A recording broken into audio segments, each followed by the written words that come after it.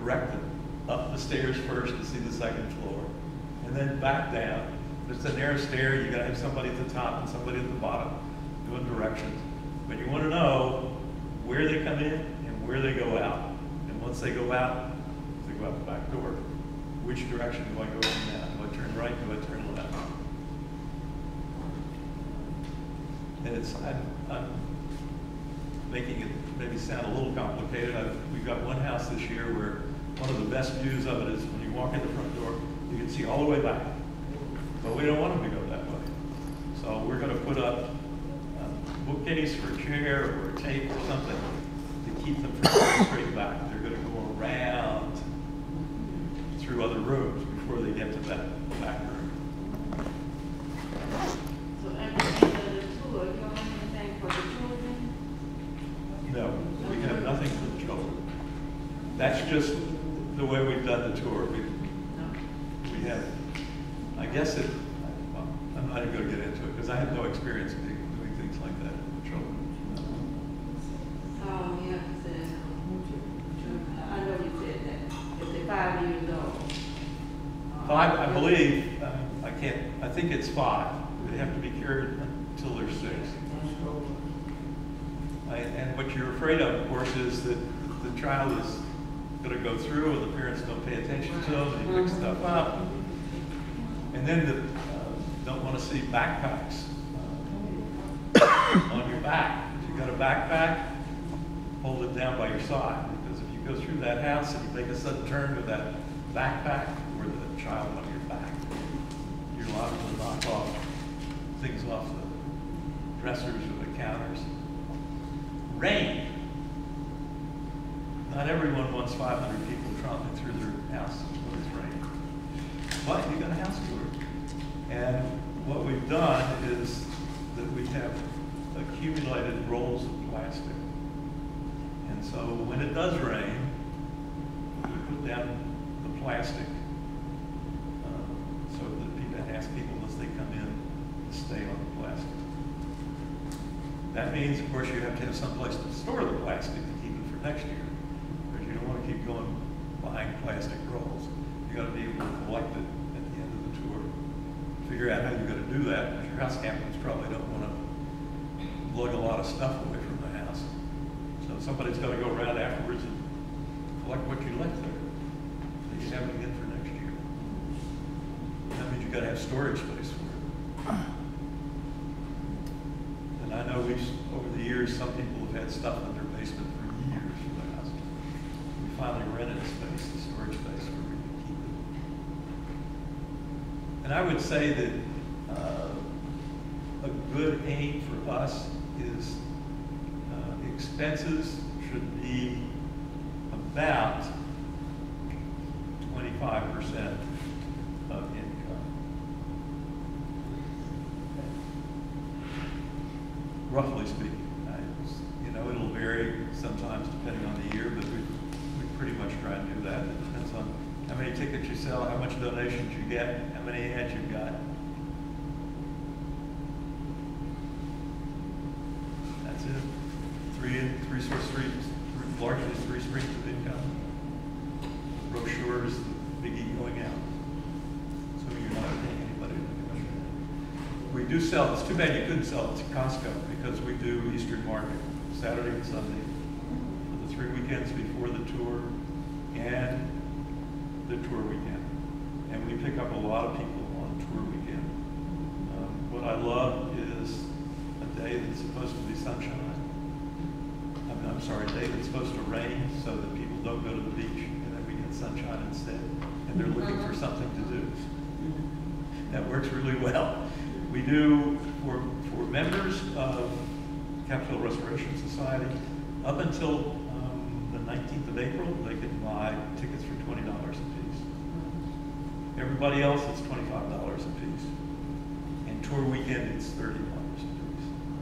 So we're trying to get people to have a reason to sign up early. But lately, we've been getting a lot of people that come on the tour, just decide, Saturday or Sunday, we're going to go on the tour. We can go to the beach this weekend, let's go on the tour. And they'll come in and they'll give you $30 a piece for 2 hours worth of tour. It can surprising when people get interested in it, what happens. We have a ticket on tour weekend, we have a ticket booth near the metro station. Or I shouldn't say the metro station, because depending on where they live, we have it on Capitol Hill, there's more than one metro station. We do Capitol South this time. They do send something up that way. I don't know whether you have a metro station out here close by or not. No. And I haven't seen the layout of where the houses are, so there's 6 houses? 7 houses at this point. 7? That's been, of course, our big challenge in the very first year, Yeah. is recruiting houses to be on the tour. Yeah. 56 years in, is that still a challenge for you guys or not? Oh, yeah, absolutely. We should start, let me put it that way. We should start in September getting houses. And then once you get a couple of houses here and there and elsewhere, you say, I gotta have a house over here. So you concentrate on that area and try and get that one. We have a reasonably big housing stock. When is your house tour? Our house tour is Saturday, May 11th and Sunday, May 12th. Oh. But our house tour doesn't start on Saturday till 4, it runs 4 to 7, and Sunday 12 to 5. And we also sell tickets at the houses too. So that if you want to go on the tour, you don't have to go to a ticket outlet or a central place. The house captains have tickets. They'll sell you that ticket on the spot. And of course what happens is that if you do that, somebody will run out of tickets. And then there's got to be somebody to call and say, Mr. Pearson, I need 15 more tickets. And hopefully Mr. Pearson has somebody standing there with him who will get in the car and deliver the tickets. But I'll just bet you he ends up with it. So on tour day, what's your usual approximate numbers of people you have mobilized to do all this? I try and have 3 people, not counting me, with cars who are capable of moving things, whether it's the plastic, whether it's more brochures, whether it's somebody ran out of tickets. At the end of the day on Saturday, the ticket person should be out collecting the money from the houses tickets were sold that day. There are maybe 2 or 3 more people involved tangentially one way or another in the overall tour. And then you have a house captain and at least 2 docents per house. And we're running shifts. So we run 1 shift on Saturday and 2 shifts on Sunday. So if it's 1 house captain and then you've got 2 people per shift, that's 6 docents that you're gonna line up.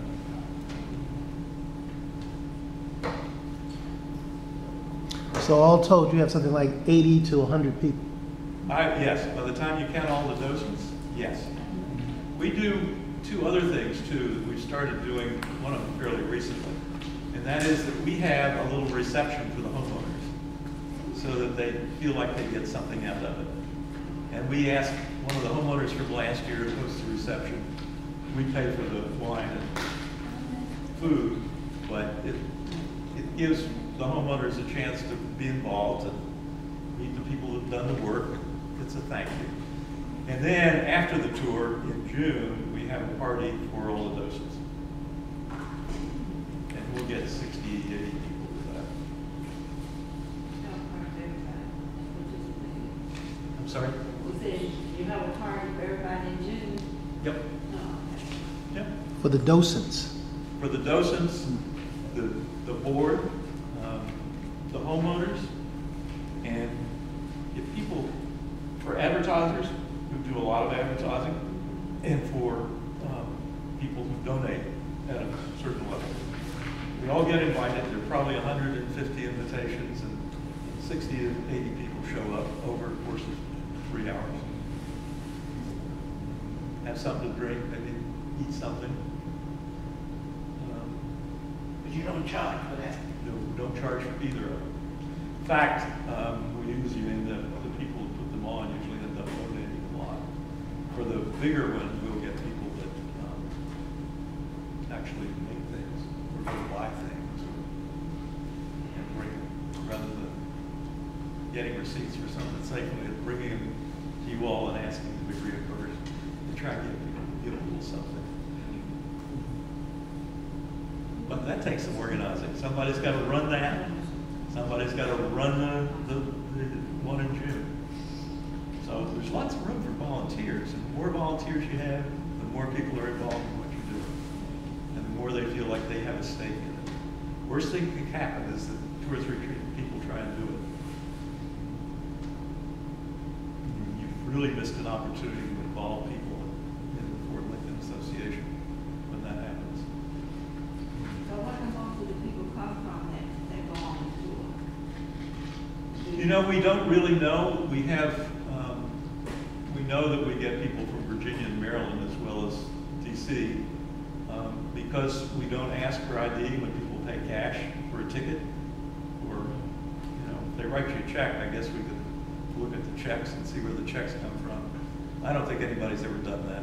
I don't think we can really say where they come from, other than I'm sure half of them come from Capitol Hill and its environments. Or let's just say the eastern part of the city. Maybe that's Ward 6, Ward 5. And the other half, they're probably spread all over the place. But we advertise not only in the monthly community newspaper, the Washington Post, but also in some other news outlets in DC. Because there are a bunch of publications, not only geographically based, but Del Rag? Rag. The Hill Rag, right, yeah. The Hill Rag, and there's a gay newspaper that we advertise in because we found that we get a pretty good, large group of people who were part of that community who come. So, and that costs money too. It's not cheap to do some of these things, some advertising. But if you don't get it out there, what you're doing, then people won't know. And you probably won't get it out there this year. This year is something to build on next year. And the year after, and you can grow a little bit.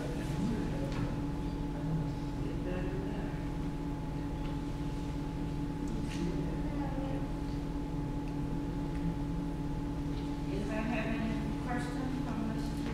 Palmer? Any more questions? Well, I wish you all the best with your tour. I'll look forward to hearing from you. Let me ask you one question. Have you ever had an apartment on the tour? Yes. Where there's one way in and the same way out? Yes. Does that present Well, special we've had challenges? houses where there's only one way in and one way out. Okay.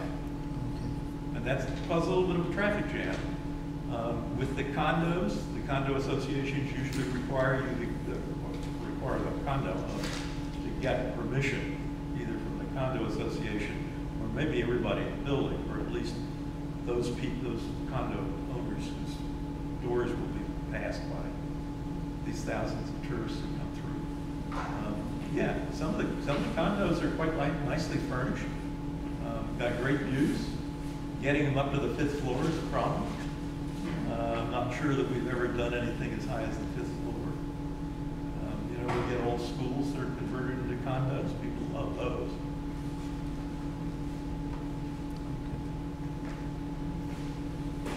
Well, thank you very much.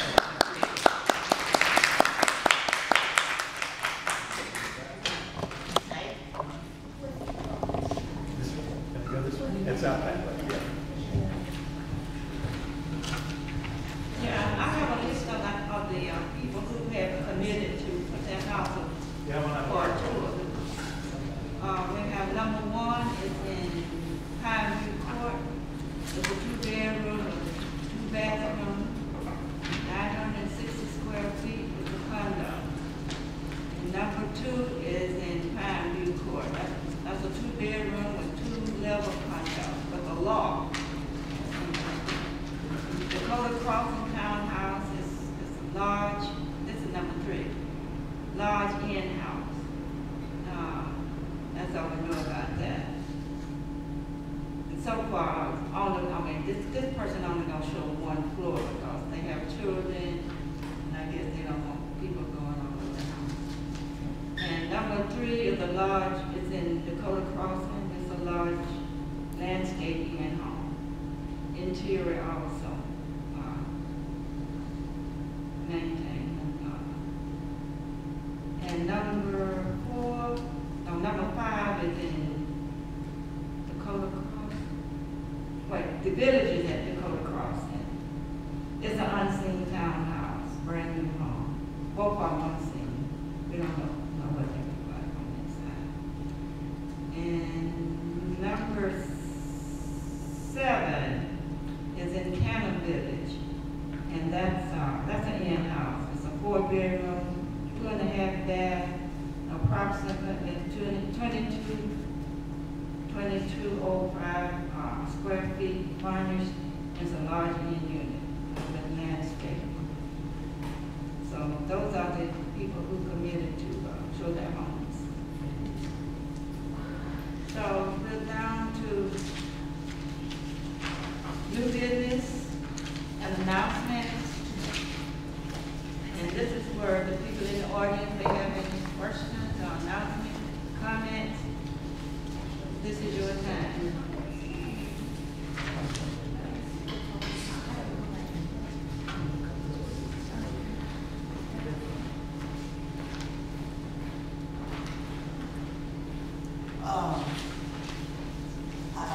I'm not as principal to say about the closings that we meet.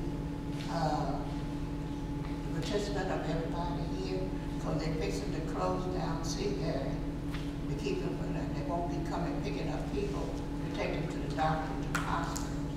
They will stop that program. And I think we should bombard the mayor's telephone and office about that. So in other words, don't take from how we see it's going to get around. You mean Rob King is not on top of that? You do everything else for the city, get a hold of that. That's what I'm talking about. Well, y'all should jump on Bob King. And the other thing is, She was gonna ask you a question. When did you get that information? Because she was at what, she's a new commissioner, and she was at a meeting with Seabury a couple of days ago. Yesterday. Yesterday. And that wasn't, that's what I just got it yesterday. Oh, another, yesterday. Wednesday. that Seabury, the transportation would be discontinued? Yes. On account of the money, budget. Yeah. That's why they want everybody to come downtown. Did they send out a letter, they sent a letter out saying that? Well, I didn't get a letter. I heard that meeting. I think because they're looking, Mr. King wants people to come down on the 29th to the city council. That's why they're trying to put fear in people. I just cannot see that program being discontinued. I just cannot in a million years see that happening. Because that's already part of the Department of Aging budget. You know, people been asking for more buses, but just to discontinue the program, I just cannot see that happening. And it's not only Ward 5 that get that service, it's all the other wards as Ward 4. I don't see it happening. I can see, you know, as I stated, people wanted more buses. And I think it's a lot of scare tactics they're doing to the seniors. And they're trying to put fear so you can get on the bus and go down to the city council hearing. Bob wants a lot of people there on the 29th. So this is a way to get everyone to get on the buses to go down. But it's not. Don't get yourself worked up. They're not going to discontinue the program. Well, they will, if they don't give enough funding, they will have to shut down and start charging people for it. That's the reason why they need to say. The money is already approved, but the They money didn't get enough money to keep it up and running for years and years and years to come. For years They to got the come. money by grant. That's how it was explained to me. I spoke to And Ms. I talked to Portman. Lee. I I saw her a talked couple to, weeks ago, and she never said anything. I talked to. But she's the Ms. director of Creighton the program. and Don Quarterman. Yeah, I spoke to Ms. Portman. In fact, and that's what they're telling me, that if they don't get enough money, or if they don't get enough from the federal government and the city government that they will have to either charge people a lot of money like the Metro does, or shut it down. And see it happen. I wouldn't worry about that. I definitely cannot see them doing that. It's not gonna happen. There's a lot of them out there saying, we can't see them shutting down, but putting people on furloughs because they don't have enough money, but it's each and every day, they get furloughed. That's the same, you know, this is worse. If I don't have enough drivers, money to pay the drivers, if I don't have enough drivers, I don't have enough buses, I don't have enough this, that, and the other, this is gonna happen. Now, you know, and you don't want to get down there and help your own, you know, for a cause, which is a good cause. I've been preaching transportation ever since I've been here in D.C. And I'm proud to say it's just not coming to an end. Everybody's getting it up here that transportation is a thing for us who are seniors who can't get around. That's always been my pet peeve. We don't have proper transportation for us who are in wheelchairs or can't walk, canes, whatever it is, blind, crippled, and crazy. We need the transportation. And I believe that regardless of all of this, somebody said, but I don't believe we all should go down there on the 29th and have so many people down there on the 29th that hell would be busted open. Down where? The Wilson building. When they put it up for the vote for us to get, for transportation to be voted upon enough so we can get most of that money.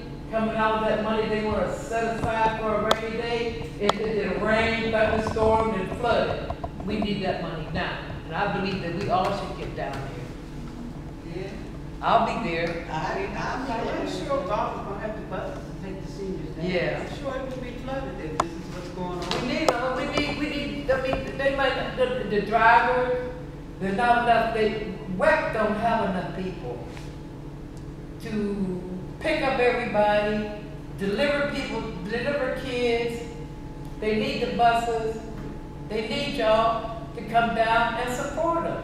And then, I mean, regardless of how you feel about Bob, how you feel like Mary Berry, or the rest of them down there on that council, I say we all, this whole city, young, old, middle-aged, whatever, should be down there on the 29th to help them get that money for transportation. That's the 29th of April. April. Yes, this month. April 29th. Yes, this month. Excuse me, I just. No problem. Okay. Thank you for the help. There was another thing that besides the school year, that was the transportation of youth. Yes.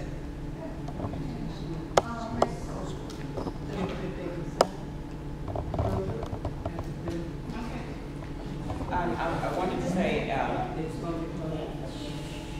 one of the things that came out of the meeting at Seabury Ward 5 meeting yesterday for the mini commissioners, they're asking people to flood the mayor's office with emails and phone calls because they have decided to discontinue the old American celebration that goes on in the Armory every year.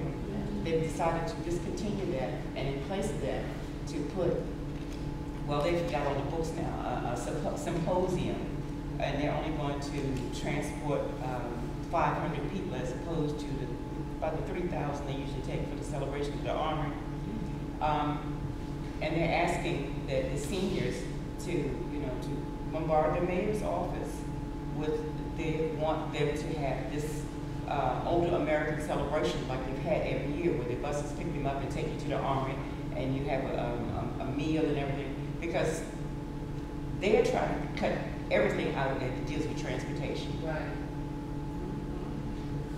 So that's what they, at the meeting yesterday, that's chaired by Romaine Thomas. And she was saying that we need to get the word out to the seniors that they need to bombard the mayor's office with phone calls and emails demanding that they continue to celebrate the older Americans' activity at the Army. Because there's a lot of things that goes on there. You get a lot of information. And they're trying to cut it out, and what the excuse is, gas is so high that it is not beneficial for them to send buses out to pick up seniors when gas is so high. Gas prices have come down quite a bit. So, I mean, and this is the old excuse they're using. And this is one of the reasons why they stopped the bus service from the beginning.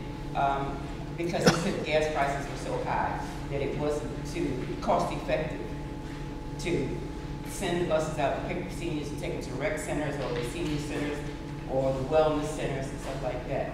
Right now, I do know that all the wellness centers have those, the West bus. The problem is they don't have a lot of drivers. So this is what came out of the meeting yesterday. And wasn't it Mary you started with? Wasn't it his idea? Yes, and then I did. Thank you, Ms. Lamar. Yes. From Gateway, right? Yes. Okay, thank you. Okay, anything else?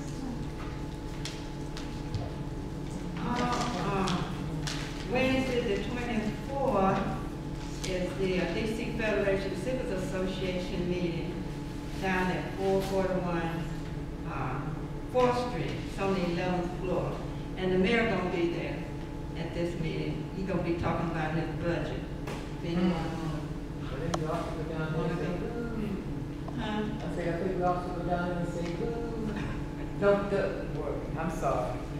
Yeah, and so, I mean, the meeting starts at 7 p.m. I don't know what time, he'll probably come later. But if anybody wanna come down there and listen to him, you can. So, the policemen have flew the coop, so we won't have a report from them. They must have gotten an emergency call or something, so. If not anything else, nobody have any comments, criticism, announcement? So the meeting stand adjourned until the next time.